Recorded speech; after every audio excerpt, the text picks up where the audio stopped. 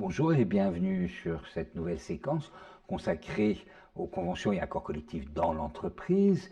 Nous nous attacherons plus particulièrement à voir ce qui relève de la négociation collective, c'est-à-dire connaître les règles de négociation obligatoires, le processus de négociation, ainsi que les conditions de validité de l'accord.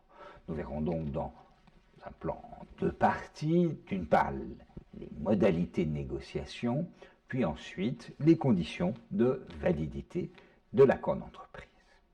Alors rappelons en introduction qu'on parle toujours d'accord d'entreprise, mais il serait préférable de parler de convention d'entreprise, ce qui regroupe à la fois l'accord d'entreprise, l'accord de groupe et l'accord d'établissement. Alors comment négocier ? Pour favoriser le dialogue social, le législateur a prévu une négociation obligatoire dans certains domaines. Il y a 4 négociations obligatoires. La première est bien connue, elle porte sur la rémunération. La seconde concerne l'égalité professionnelle femmes-hommes, mais également la qualité de vie au travail. La troisième ne concerne que des entreprises plus importantes et est relative à la gestion des emplois et des parcours professionnels.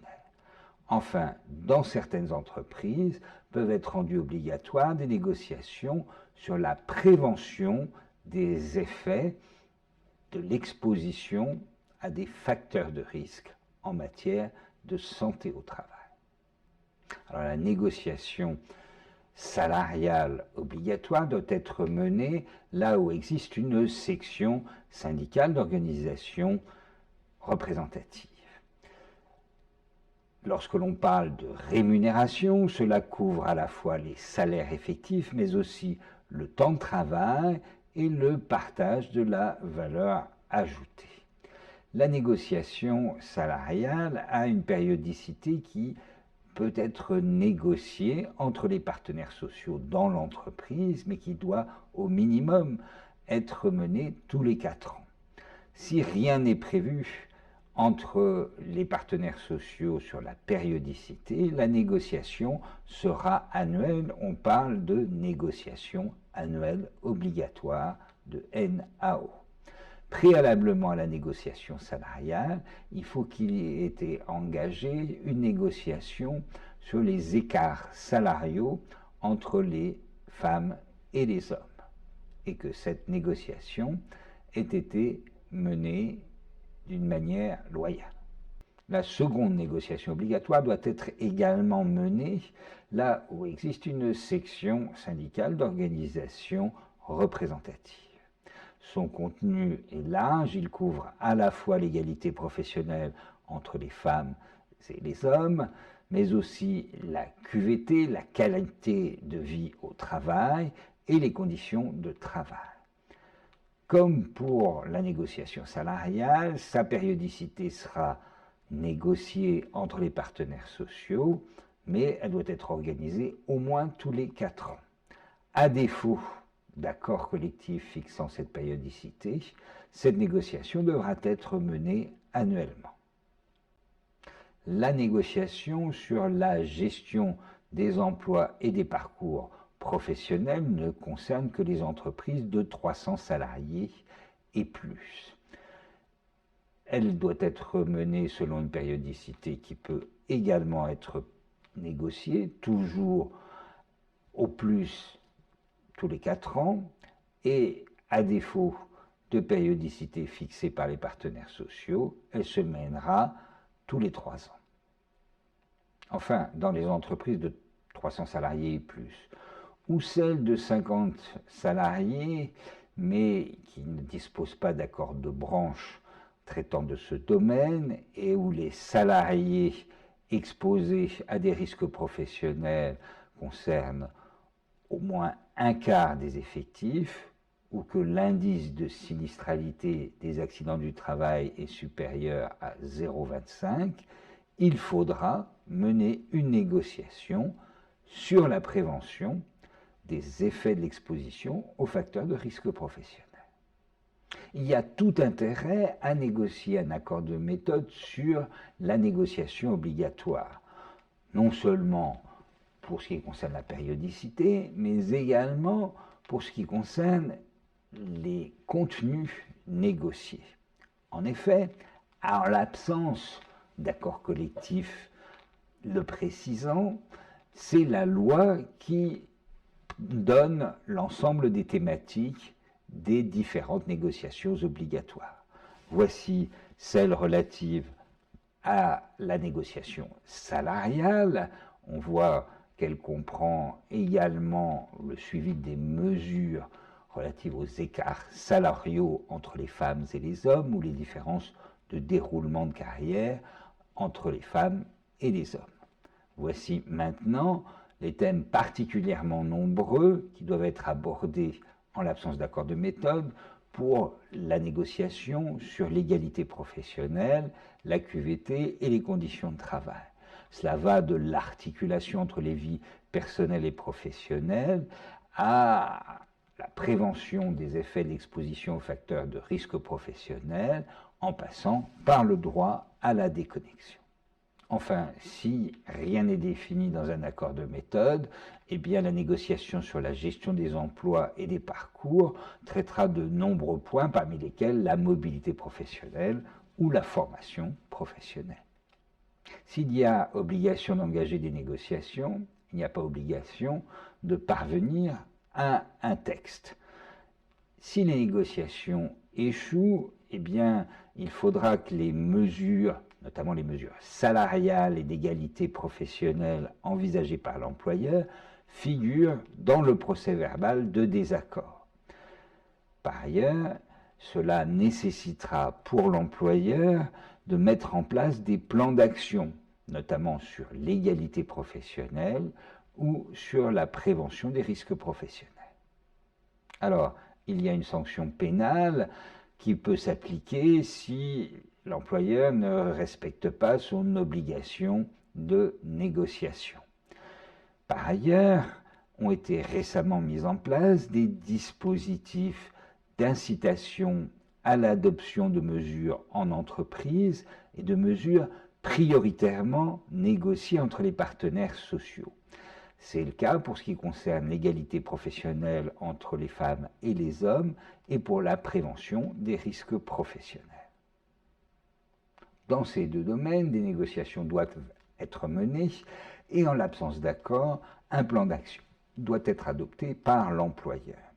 À défaut, interviendra une sanction pénale plafonnée à 1% des rémunérations lorsqu'il s'agit de l'égalité professionnelle entre les femmes et les hommes, ou à 1% des rémunérations des travailleurs concernés par les risques professionnels. Cette sanction sera fixée et adaptée par le directeur régional de l'économie, de l'emploi, du travail et des solidarités, le DRETS. Qu'elle soit obligatoire ou non, comment mener des négociations?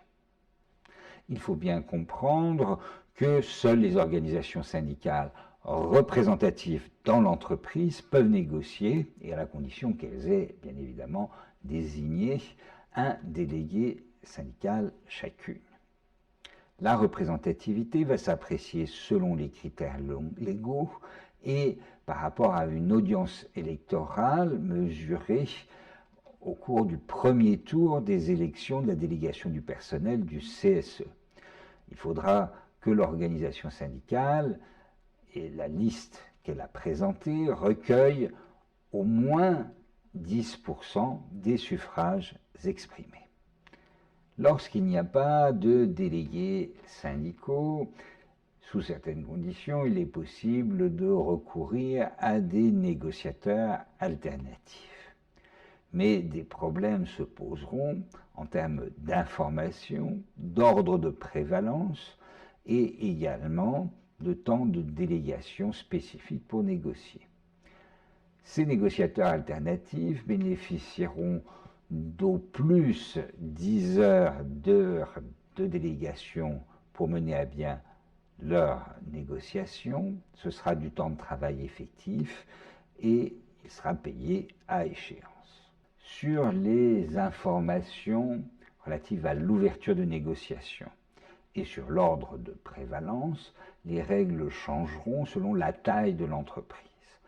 Dans les entreprises de 50 salariés et plus, le Code du travail prévoit que les organisations syndicales représentatives de branches, ou à défaut nationales et interprofessionnelles, ainsi que la délégation du personnel du CSE, soient informées de l'ouverture des négociations. Les élus du CSE ont alors un mois pour se manifester comme intéressés à prendre part à la négociation collective. Il y aura un ordre de prévalence. On négociera tout d'abord avec les élus mandatés, puis avec les élus non mandatés, enfin avec des salariés mandatés par une organisation syndicale représentative. Pour ce qui concerne les entreprises de 11 à 49 salariés, rien n'est prévu sur l'information relative à l'ouverture des négociations, mais il est recommandé d'y procéder. Il n'y a pas non plus d'ordre de prévalence entre les négociateurs alternatifs, ce qui peut permettre de privilégier des élus non mandatés, donc des élus qui généralement auront été élus au second tour des élections du CSE. L'employeur va inviter à la négociation.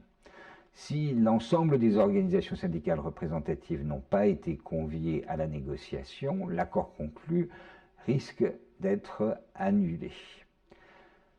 Enfin, pour les négociations obligatoires, si l'employeur ne lance pas de négociation dans un délai de 12 mois ou dans un délai de 36 mois pour la gestion des emplois et des parcours professionnels, eh bien, l'initiative des négociations peut échoir aux organisations syndicales représentatives qui en feront la demande. Pour le bon déroulement des négociations, il est possible de conclure au préalable un accord de méthode sur la négociation.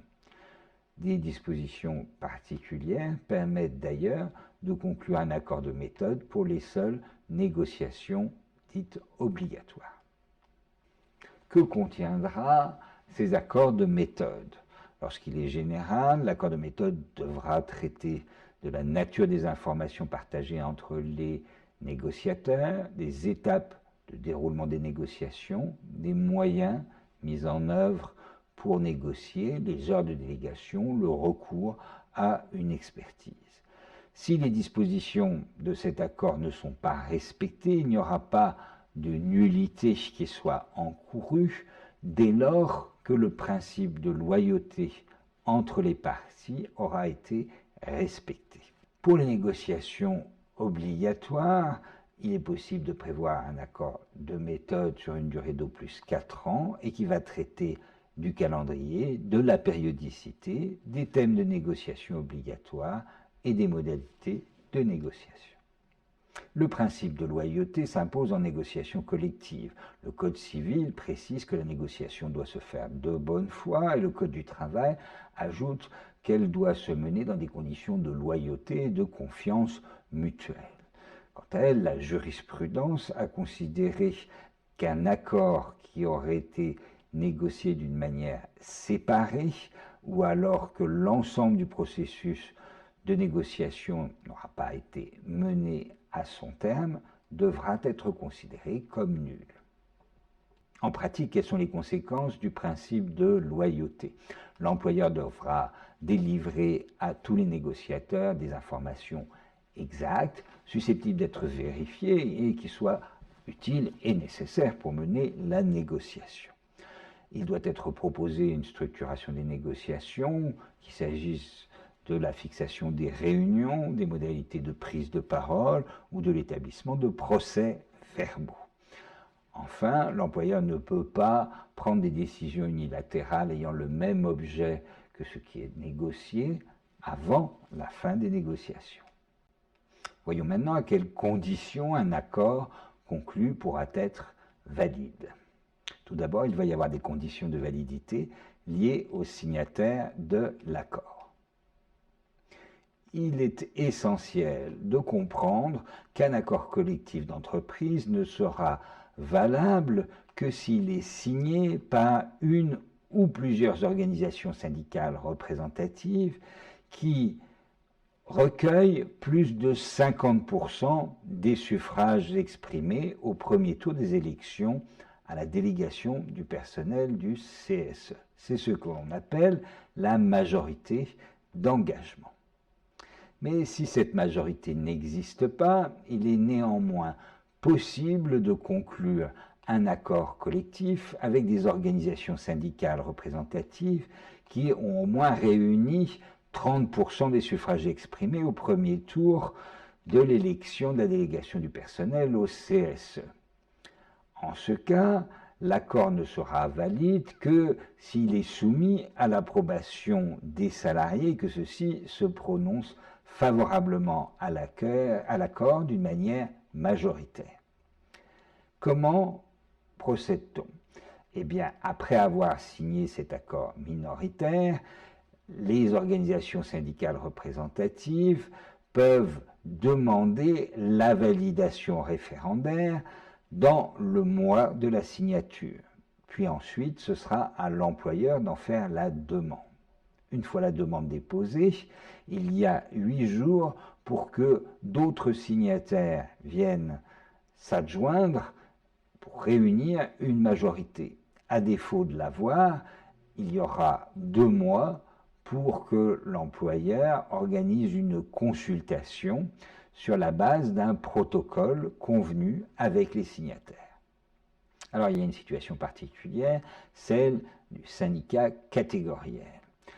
Lorsqu'il y a un accord catégoriel, c'est-à-dire qu'il ne concerne qu'une catégorie de salariés dans l'entreprise, sa condition de validité, c'est que l'accord doit être majoritaire, bien sûr, mais que cette majorité doit être appréciée sur les collèges où les organisations signataires catégorielles ont vocation statutaire à présenter des candidats.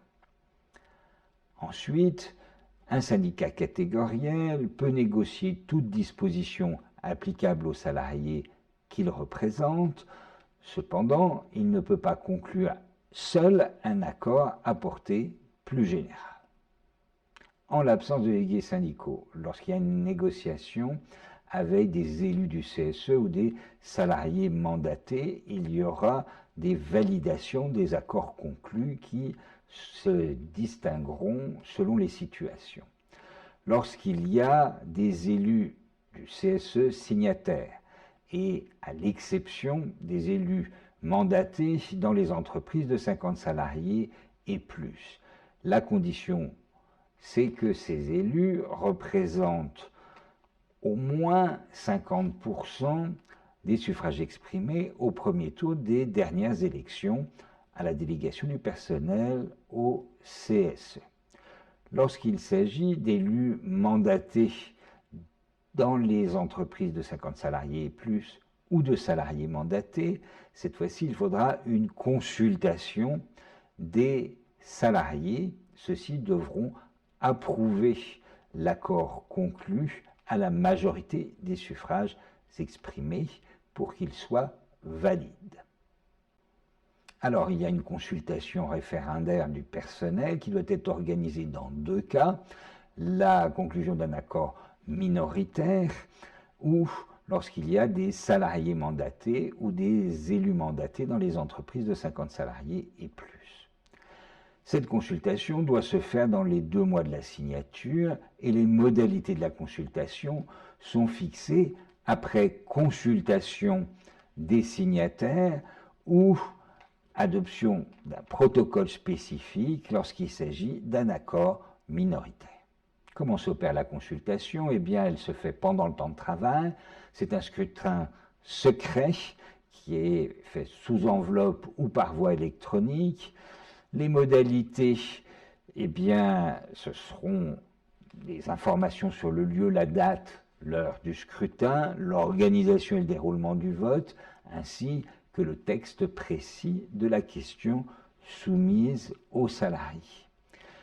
L'information de la consultation doit être faite dans les 15 jours précédant le scrutin et il est important de rappeler avec le Conseil constitutionnel que cette consultation doit être menée dans le respect des principes généraux du droit électoral. Enfin, toute contestation doit être menée devant le tribunal judiciaire dans les 15 jours de la proclamation des résultats. Enfin, dans les très petites entreprises, l'employeur peut décider de soumettre au personnel un projet d'accord non négocié. Il ne sera valide que si les 2/3 des effectifs, et non pas des suffrages exprimés, s'expriment favorablement au projet d'accord. L'organisation matérielle de la consultation revient à l'employeur. Il ne doit pas être présent au moment de cette consultation. Il doit pouvoir garantir le caractère personnel et secret de la consultation.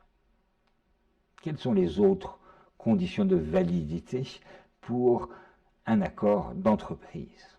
Quelles sont les conditions de forme? L'accord doit être écrit et rédigé en français. Il doit comporter des clauses de suivi et de rendez-vous, ainsi qu'un préambule qui permettent de déterminer les objectifs et le contenu de l'accord d'entreprise. Mais si ces clauses et ce préambule viennent à manquer, l'accord ne sera pas pour autant frappé de nullité. C'est la partie la plus diligente qui procédera à la notification aux parties. Le dépôt se fait à la direction départementale de l'économie, de l'emploi, du travail et des solidarités, ainsi qu'au greffe du Conseil des prud'hommes du lieu de conclusion de l'accord. Par ailleurs, il faudra télécharger l'accord selon une procédure particulière pour une transmission numérique. L'accord pourra s'appliquer à partir du jour qui suit le dépôt. Ensuite, il faut savoir que un exemplaire de cet accord doit être fourni au CSE et aux délégués syndicaux et qu'il doit être mis à disposition des salariés sur le lieu de travail et, le cas échéant, sur intranet. Enfin, il est publié sur une base de données nationale, sous une forme anonymisée, ce qui veut dire qu'il peut donc être consulté sur l'application Légifrance. Alors, que retiendrons-nous? Tout d'abord qu'il y a 4 négociations obligatoires, parmi lesquelles celles qui portent sur la rémunération et sur l'égalité professionnelle entre les femmes et les hommes, ainsi que la QVT, qualité de vie au travail, et les conditions de travail. Il existe des politiques incitatives pour que des mesures négociées soient adoptées dans certains domaines dans l'entreprise elle-même. Il y a par ailleurs des conditions de représentativité qui sont requises pour négocier. Enfin, il est possible de conclure un accord de méthode et on doit respecter la loyauté dans les négociations collectives. Les accords doivent être majoritaires, c'est-à-dire conclus par des signataires représentant au moins 50% des suffrages exprimés aux dernières élections au CSE. Il faudra, dans certaines situations, organiser une consultation du personnel. Il faudra enfin respecter des conditions de forme et déposer et assurer la publicité des accords d'entreprise conclus. Merci pour votre attention.